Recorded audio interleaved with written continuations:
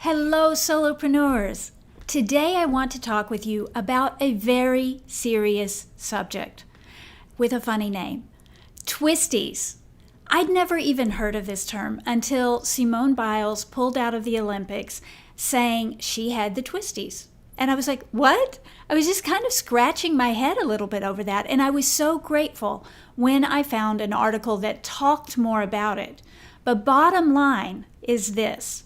If twisties can take out an athlete of the caliber of Simone Biles, the greatest of all time, then they can certainly take us out. And I want us to talk about a lot of, the dangers of actually doing what we do, because so many times we take for granted that, oh yeah, of course, I'm just doing these things and piling on these other things. And we forget that what we're doing is serious and what we're aiming for is difficult sometimes. And we can feel a lot of pressure from that. What we do is actually a lot like pro athletics. It takes endurance and skill to grow a business. So yes, if it can take out a pro athlete like Simone Biles, the twisties can take us out too. Today we are going to explore the unexpected danger of becoming the best at what you do, how twisties can actually affect us, and what you can do to avoid being sidelined in your business.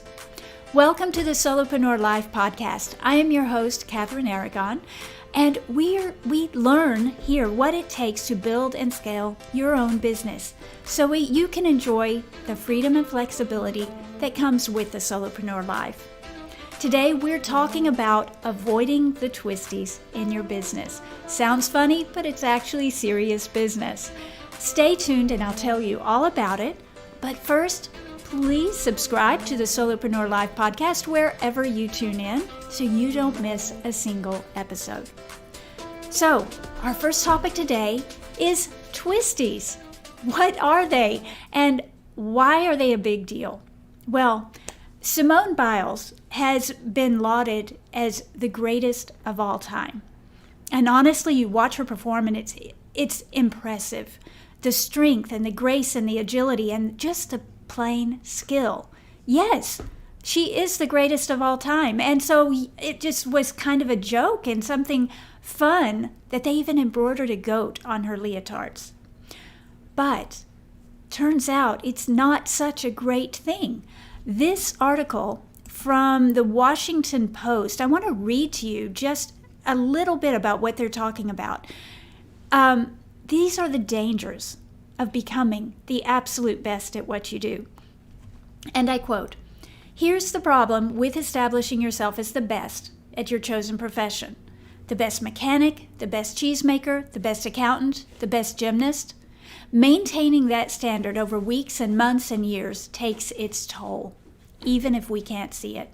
The customers, the public, know only that standard, and the job is to continue to deliver, full stop. That's a burden, regardless of the trade, and at the wrong time, it can become crippling." This is my message to us today. We are craftspeople. We are experts. We are the greatest in our own sphere, right? Or we're trying to be. But the pressure of maintaining that level of perfection can be absolutely crippling. And if that comes out at the wrong moment, at a moment when you're supposed to perform at your very best, yes, you can end up sidelining yourself, exactly like Simone Biles did. What are the twisties then? It's kind of a pressure to perform. You feel like a commodity. You feel like you don't own your own life. Or these aren't really the twisties. These are kind of like the greatest of all time, the dangers of. And it feels like undue pressure. You become a commodity to people rather than them seeking you out just to partner with you. They're seeking you out to use you up. And you can kind of see that with an athlete, someone whose job is to entertain us with her physical prowess. And yes, she's scheduled to go rehearse. She's scheduled to go to meet. She's scheduled for this, that, and the other thing. She goes to a doctor with, even if she doesn't feel like it, to make sure that any little physical thing doesn't hold her back. There is so much pressure. After a while, you may feel like you don't even own your own life, and you have this sense that you're never doing enough or you're never being good enough. All of that can actually affect any of us. Now, it's one of the reasons I know that being the greatest is our goal, right? And I even will teach it, and you'll hear it from me. I believe I talked about it last week. Your job is to wow your clients. Your job is to be the best that you can be. But there is this distinction, and I did this with my kids when I was raising them. They thought, as I was teaching them to be the best, that they had to be like A+, excellent, they could never make a mistake. And that's the furthest thing from the truth. You don't have to be the best, but you must always be your best. You must always give your best, give your best energy, give your best mental work. Put yourself into the job and care. But that's different from what we're talking about. What we're talking about is being so invested that it becomes undue pressure. It's becoming so good that people have unrealistic expectations of you, or you have unrealistic expectations of yourself, and you simply can't perform at your best because you're beginning to wear yourself out. One of the reasons we work so hard is to achieve this level of greatness. And there's even a culture around the hustle. You've got to hustle or you're just not quite good enough. You're not that person that everyone talks about because you just don't look busy enough. Ironically, one of the things people say about me is I make it look easy. I slow everything down, but then I get the effects attributed to hustle. Now, that's an interesting thing that we probably should talk about some other time. But everyone's aiming for the hustle. We want to be the best. We want to work the hardest. We want the est. It's always the biggest, best, all of it. And all of that can affect you. It can affect your mental health, causing all kinds of issues there. And that's essentially what the Twisties, they're saying is a mental health issue. It can burn you out emotionally, causing depression and just the not cares. And it can take you out physically too, because when you overburden yourself with stress, it can cause a domino reaction of all kinds of medical conditions. So we don't actually want to push ourselves that hard. Now, when Simone Biles mentioned the Twisties, like I mentioned, it was kind of funny to me at first, but I'm going to tell you why, all right? I remember wringing out a wash rag, and you twist the wash rag, right? That's to me what the Twisties look like. When you say that word, this is what comes to my mind. But what I was actually visualizing was this in the gut. Imagine being up for your event and you're feeling tied up in knots. Well, that's what my first thought was about what the Twisties were. Turns out the Twisties are way worse than that. Simone Biles was just using a term that all gymnasts understand and know. But it took some journalists to actually talk about, okay, what are the Twisties? And I'm really glad they did, because I didn't think to go research it myself. But it's truly a dangerous condition. And it makes sense that it sidelined her. So what are the Twisties? When a gymnast is doing a stunt, they are doing something so complex. They're turning this way, doing that thing. They're just changing their body and moving through space and time. And they're doing it so fast that the camera can barely capture it. We can hardly see every move that's going on. We're just wowed by it, right? Well, the gymnast is able to do that because they have this sixth sense for where they are in space. They know at every moment of that jump, sound is, where they are, how they're tilted, where they need to put their feet, how they need to adjust their body so they can make a solid landing. But what if you lost that sense? What if you're in the middle of the air and you kind of don't know where the ground is? Now that sounds like me. If I were to do a jump like that, that would be me. And yes, I would land on my head. I could do actual damage to myself trying to do what they do.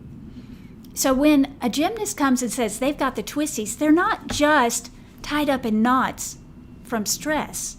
No, they've lost their grounding. They've lost their sense of where they are in space and time, and that makes doing the stunt incredibly dangerous. Now, one of the things I want you to understand is that this is absolutely possible for you and me as business owners. Disorientation, not feeling grounded, self-doubt.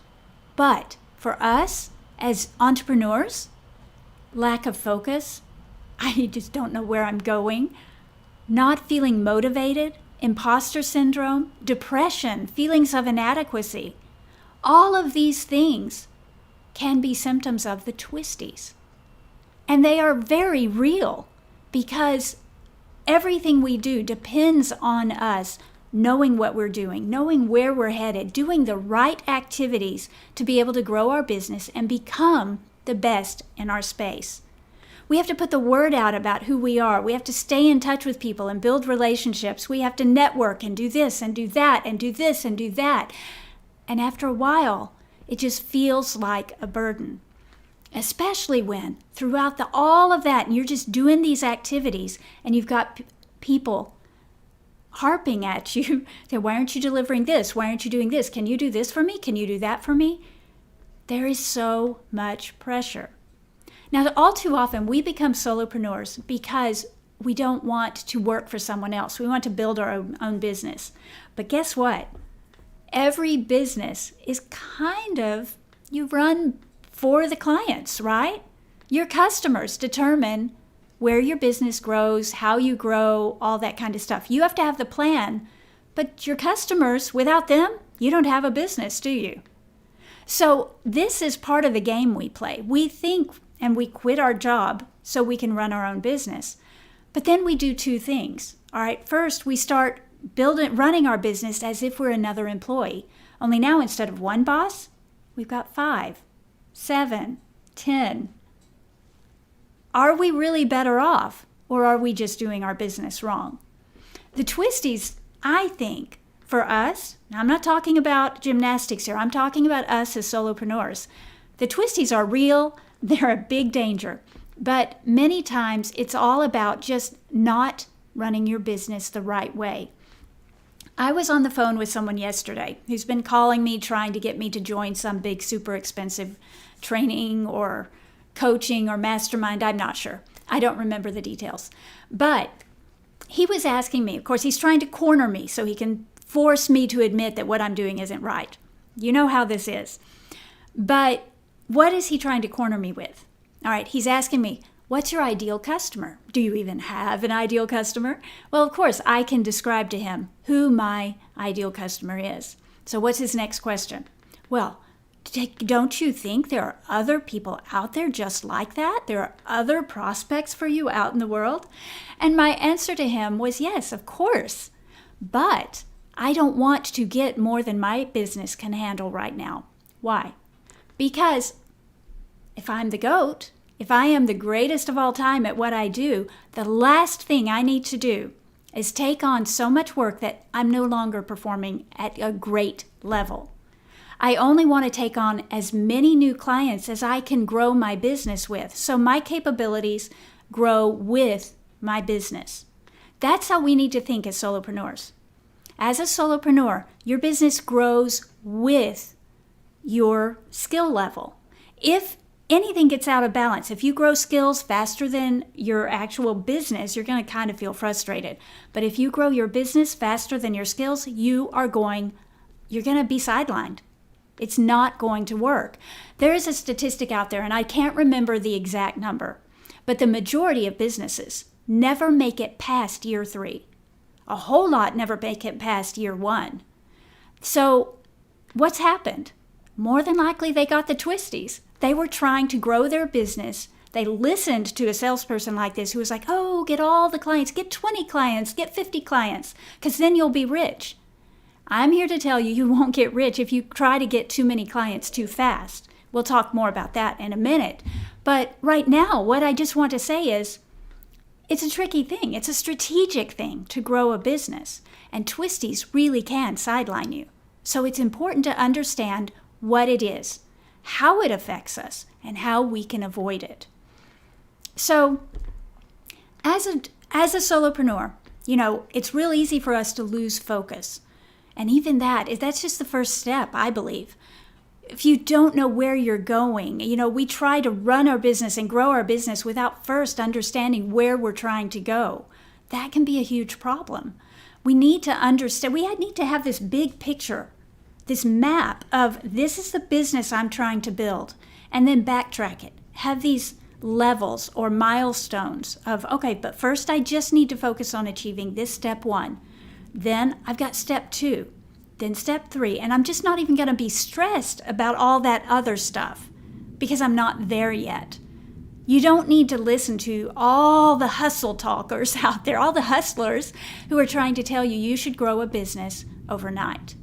So some of that's going to play into what I'm going to talk with you now about, and that is, how do we avoid the twisties? Because if the twisties are real, and if they can sideline someone like Simone Biles, they can definitely sideline us. So what do we need to do to avoid it? I've got 5 tips for you right now. Number 1, and this is the most important, is realistic expectations. We just talked about that, right? You've got all these people speaking into your ears. This is what your business should look like. You should be growing faster. Why don't you have more clients? Your business isn't as big as my business. Come on. Is it really a competition? Do we really need to go there? You need to set your expectations for your business. Remember, your business is your thing. It's a personal expression of how you want to work, which means you get to decide what it looks like. You don't need to listen to the people who are saying, oh, you should hustle, you should be moving faster. You don't need to listen to all these other people. You actually don't need somebody else's system or method in order to grow your business. You actually can decide what you want your business to look like and create the activity, just work back strategically to figure out, what do I need to do to make that happen? What do I need to do today to make that happen? But it takes realistic expectations. A year ago, I quit a job and I was like, oh man, I've got this course idea. I'm going to build a course and I'm going to hit multiple 6 figures by the end of the year because I can do that, right? That was way too unrealistic. Of course it didn't happen. I built the course, crickets. No, I didn't do the market research. I didn't do all the stuff. And I've got this great course. Anyone who gets in there is going to love it. But the fact of the matter is, I did not hit 6 figures from that. I did hit 6 figures, actually. I hit 6 figures from my agency because that's the part of the business that grew. It just wasn't the part I was expecting to grow like that. So set realistic expectations. I want you to be aware that in most cases, you will never be an overnight success. An overnight success isn't a real thing. Because if I was able to hit 6 figures in 6 months, it's only because I have years and years and years of networking and business and skills and reputation building. All of that in that background. You may not even see that. All you hear is 6 figures in 6 months. Whoa. No, that was going to happen because I'd already put in all the work. But too often, brand new solopreneur, we quit a job, we say, I'm going to get clients and I'm going to hit 6 figures in a year. And that's a little unrealistic. You'll be really good if you hit solid 5 figures, like even 48, 50 in a year. That's actually a pretty decent goal. But 6 figures, it can happen, but it's not likely. And the reason is you have to put so much pressure on yourself and you have to work nonstop, this whole 24/7 hustle to get it. But do you even know if that's where you want to grow your business? Are you sure? of what you're building. You haven't been in business long enough to really know what you enjoy, what you like, what you're good at, and what people respond to. That takes time. So, realistic expectations is super important. I want you to slow down.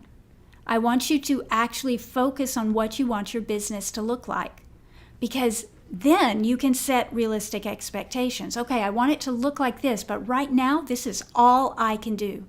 This is all the time I've got. These are all the resources I've got, and I can do this much, and I can do it very well. Then perfect. Do that. And then grow slowly. Let yourself evolve into that thing. And you will, because you're aiming in that direction. Wherever you're looking is where you're going to end up growing your business. You're going to grow wherever your focus is. So stay focused on that end, and then just keep evolving and keep growing your skills and your functionality till you hit that. But be realistic. That's not going to happen tomorrow. It's not going to happen next month. It's going to happen over time, and you have to be okay with that. Step number 2, I want commitment, but not obsession. Your business takes commitment. If you aren't willing to grow it, there is nobody else, my friend. Nobody else cares about your business as much as you do. So you must be committed, but you also need to not be obsessed with it. Again, that 24/7 hustle, that doesn't need to happen. You can get there. I've got friends who are very successful running a business it's a software business. He told me he works about 6 hours a day. And he made that commitment to himself and his family so that he could be there for them. And no, maybe, I don't know if he's at 7 figures. I don't know how big his business has grown, but it's big enough to make him happy and to take care of his family. That's actually a good business. That's a good way to approach it. And once you get it to that point, as I said, you can keep evolving and growing, but by doing it slower, you actually don't overstress yourself. You don't give yourself the twisties. This third idea is from a friend of mine. Optimize for happiness. Think about this. You're taught in business to optimize everything. I worked for Crazy Egg for a while, and there what we talked about was conversion rate optimization, because where are the finances? If you don't convert, you don't have money. You've got to secure your clients, right? So we optimized everything in order to drive more conversions. But what if, aside from that, you're still doing that? Because again, if you don't have clients, you don't have a business. You don't have an income. But what if you also optimized for happiness? Happiness, my friend, that is where it's at, because this is your business. And my goal in Solopreneur Life is to help you build a business that you love. This shouldn't be another job that you're like, oh, really? Do I have to go to work? Do I have to go do that project? Do I have to? No. You want to build a business to where, yeah, you're doing stuff on a daily basis, but you're doing stuff you enjoy, so it doesn't even feel like work. It feels like you're doing stuff that it makes you happy. It satisfies you. When you're done, you're proud of what you're doing. You enjoy the people you work with. You enjoy the tasks you do every day. The things you don't enjoy, you're able to hire out because, I didn't want to do that part, but it kind of has to happen. You know, in the old days, my grandmother once said, you must dust. You know, there are activities in your business you must do, and they're not the fun ones. But you can optimize for happiness and actually hire out those pieces. Get someone involved to help you optimize your business and your life all at the same time. We as solopreneurs, we're the only ones who can do that. At a job, you do what your boss tells you or you leave.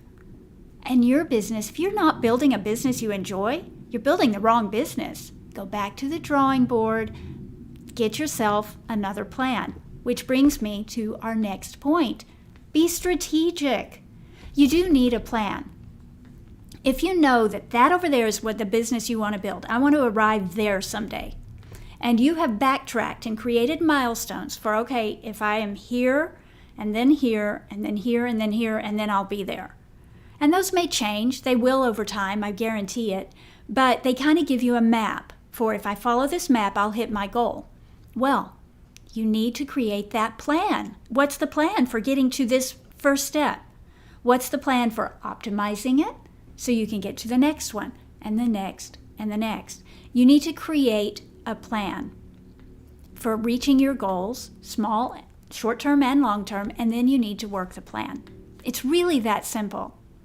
And finally, you need to know that you know that you know that it is okay to make mistakes and take detours. Nobody knows what tomorrow's going to bring.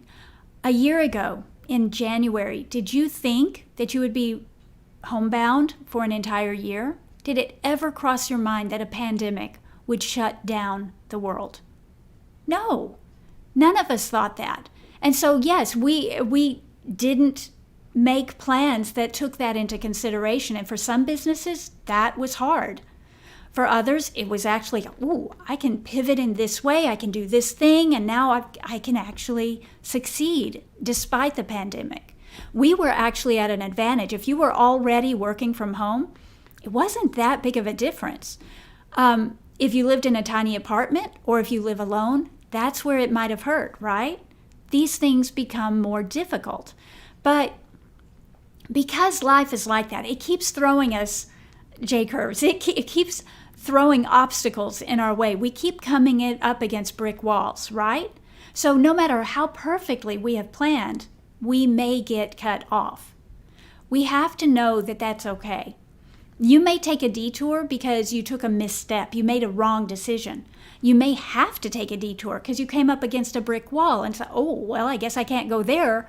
I guess I'll go this direction now. That's all okay, and it's all part of the journey. The journey is not getting there. The journey is every step you take along the way. So let's make sure the journey is successful, that you're making money as you walk, that the journey is fun, so you'll stay on it, because the minute it stops being fun, you're going to quit. Ultimately, nobody wants to live a life of that much pressure, of having all the responsibility, all the say-so, and it not even be fun. You need to build a business that you love. Now, I want you to be really okay with this. This is part of this whole, we're going to make mistakes and take detours. We keep thinking there's a big issue with failure. We keep thinking that we have to smell like roses at every step. That is so not true. You will never arrive, for one. Again, even being the GOAT, that's not possible. It's not realistic. I know we love to throw around that term, and it's very complimentary. And yes, I respect someone who has earned that label. But realistically, it's not possible, because there will always be someone who can outdo you. And they may come back, the day after, you're like, I nailed it, I'm there. Someone will outdo you. Someone will throw you off the top. You're going to always be working to grow your business. You're always going to be optimizing for growth and for happiness. Always, every day. And you will come up against obstacles. So, can we just be okay with that? Let's stop putting so much pressure on ourselves to perform. So much pressure to be perfect. So much pressure to not mess up, that we actually get the twisties and end up sidelined. That's what actually happened. It's a perfectionism. And I was talking with my husband about this last week, as I was actually talking out, kind of just talking out this idea, the idea for this podcast. And one of the things I was talking about with him was perfectionism actually kills creativity. If we're striving to be so perfect, we can't be creative. We can't flex. We can't move. Everything has to be pre-scripted. We have to do the jump, the stunt, exactly the way we've rehearsed it. We have to rehearse it umpteen million times until we're just like, we're sick of it, but we can do it in our sleep. And then we just have to hope and pray that all that pressure of performing perfectly doesn't give us the twisties. Because it can. After a while, that pressure of not being able to mess up, of having to do exactly the same thing day after day, of never being able to be creative, never being able to play at our work. That's going to get to us.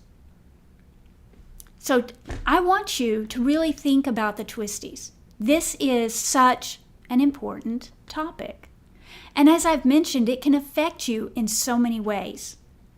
But the biggest way of all is it just robs you of your joy. So that brings us to the second segment of the show, which is mental health.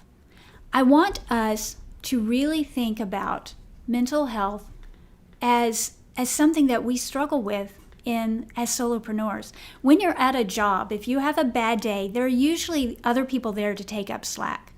There are usually other people there who you can talk to. Now, over the last year, I know people who have been, they were sent home, some of them without a job, and there was nobody there for them to talk to. Maybe a cat, maybe nobody. Can you imagine? Maybe you can, maybe that's you. But I think about spending the pandemic alone in a small apartment, and that's horrific. That gets hard, and after a while, your mind starts playing games with you, and you start talking to, well, I talk to myself anyway, but you know what I'm saying? Sometimes you're not your best buddy, because you can talk yourself into a downward spiral. We need other people. We need other people in our lives. We need other people who we can bounce ideas off of and say, am I thinking on track or am I a little off track here? Especially now, stress levels are high. We feel isolated. We're worried about our future. This is so important. You need to make sure you're taking care of yourself physically and emotionally. Spend time with people who understand you, support you, and give you a safe place to talk, even about your bad days. Not just upbeat, let's just joke around. No, people who can hear you when you're saying, I've got a bad day and I really need to talk with someone. And this doesn't have to be face-to-face. That's the beauty of technology. We can do that virtually. We can meet, we can chat face-to-face and not actually be right in front of one another. We can have safe social distancing and still meet with one another and support one another. That's really why I created Solopreneur Life. As much as anything, yes, I wanted to create training and I wanted to help coach people to reach their goals, but I also wanted to create a place where people could come with their questions, where people could come with their challenges and find the answers they were looking for. Because that's the challenge I had as I was growing my business. I would be, gosh, I need to start a newsletter, but what is the best source? What is the best way to do this thing? That's what the Solopreneur Life provides. That's what the Hub provides, our membership. It's not just group coaching, it's community. And so if you want to learn more about it, I encourage you to come and join us. This is a place where you can actually talk with other solopreneurs and learn about, how to grow your business, but also just find your partners, find your peeps, find the people who are there in a safe environment. This is group coaching and community, and you'll find it at solopreneurlife.com/join hub. This place is for you. It's got people who have been in the business for 15 years, people who have been in business for a month, literally the full spectrum. But it's there for you to help you grow your business and to help you over the hurdles and the ups and downs of this crazy, crazy life. You may work solo, but you should never have to go it alone. That's the point of the Hub. We work solo out here on the edges, but we come together. And we can come together daily in our Slack group, but we come together physically once a month for some training and just hanging out with one another. This is for you if you really, really want to grow your business and avoid the twisties. Now, if you feel depressed or like you're in over your head, here's the deal. I want you to reach out to someone. I want you to understand you're not alone. And while it might seem like you're doing something really hard, I don't want you to perceive it as hard. You just need to talk to somebody. You need help answering questions. The hard part is just finding information, and it is there for you. If you're facing the twisties in your business, I want you to know I'm here for you. You can reach out. If you're facing something darker, reach out to a friend, someone who you trust, or a mental health professional. Because ultimately, the mental game, that's where this all starts. If your head isn't in the game, you're going to get the twisties. And I want you to win. I want you to play this game for the gold medal. Don't forget to subscribe to the Solopreneur Life Podcast wherever you tune in. And visit us at solopreneurlife.com. We've got a blog, we've got the podcast, and like I said, the hub is waiting for you. Join us next week for another smart episode of the Solopreneur Life Podcast. And until then, stay awesome.